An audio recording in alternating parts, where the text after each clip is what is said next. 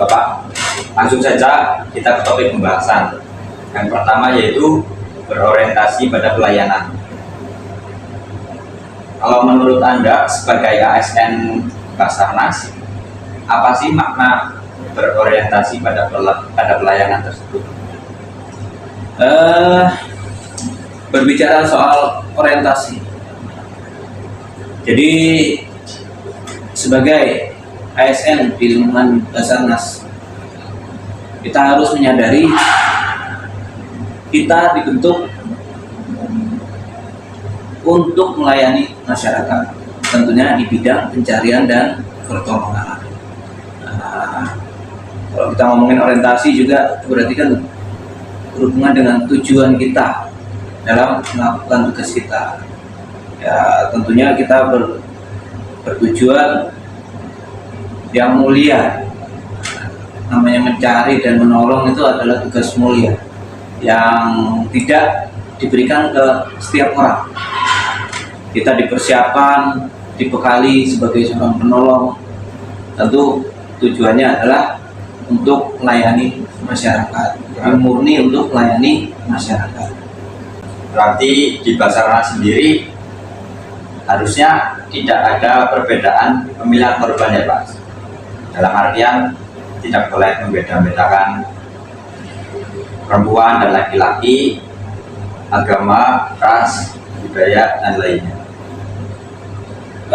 Berbicara tentang membeda-bedakan, secara umum dalam tugas kita dalam pencarian dan pertolongan itu tidak ada dibeda-bedakan yang seperti yang Mas Yudis maksud tadi, ras, suku, gender, itu tidak dibeda-bedakan. Semua kita perlakukan sama. Jadi korban memiliki hak yang sama. Jadi mungkin kalau secara teknisnya nanti disesuaikan, mungkin pertolongan terhadap korban perempuan dan laki-laki mungkin secara teknis agak sedikit berbeda, lebih ke menyesuaikan terhadap privasi korban. Baik Pak, artinya tidak menolong, tidak pandang bulu. Ya seperti itu. Lanjut ke poin yang kedua, yaitu nilai kompeten. Di Basarnas sendiri kan bertugas di situasi dan kondisi yang bisa dikatakan itu tidak normal atau sulit. Apa yang Bapak atau personal Basarnas lakukan untuk meningkatkan kompetensi di bidang tersebut? Dalam hal meningkatkan kompetensi di bidang pencarian dan pertolongan. Jadi di Basarnas itu ada program latihan.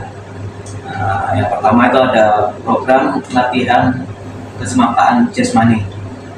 Jadi di itu kita melatih diri kita dalam hal kekuatan fisik serta mental kita dalam menghadapi medan tugas.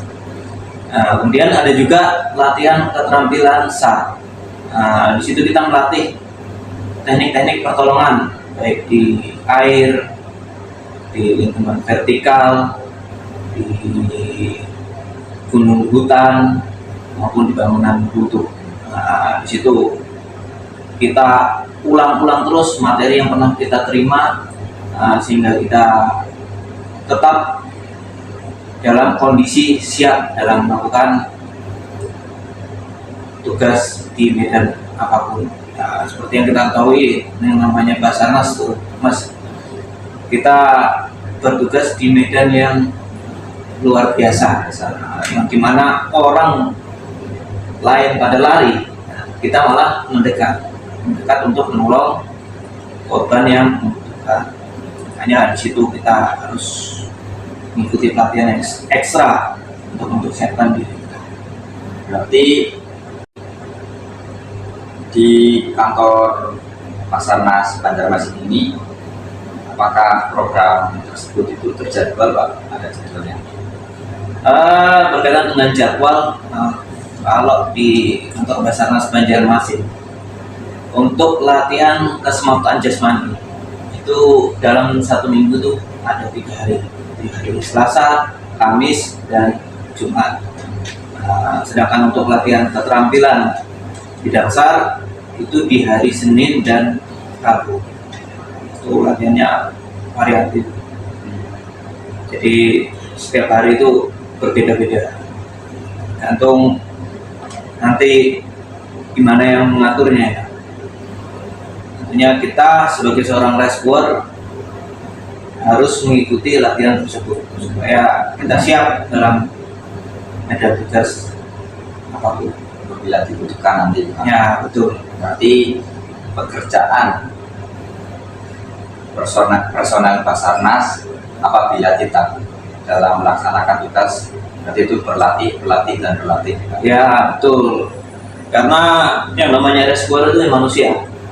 Manusia itu memiliki keterbatasan. Jadi apa yang ada di dalam diri kita, apa yang kita miliki itu kalau nggak dilatih, diulang-ulang terus, itu tentunya akan tumpul. Ya ibaratkan pisau itu kalau nggak diasah ya akan tumpul.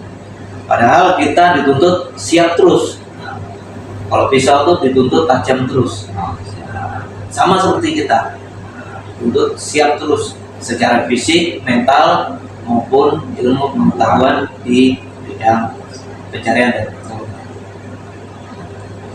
Berarti selain latih kita juga harus berkompeten itu Pak.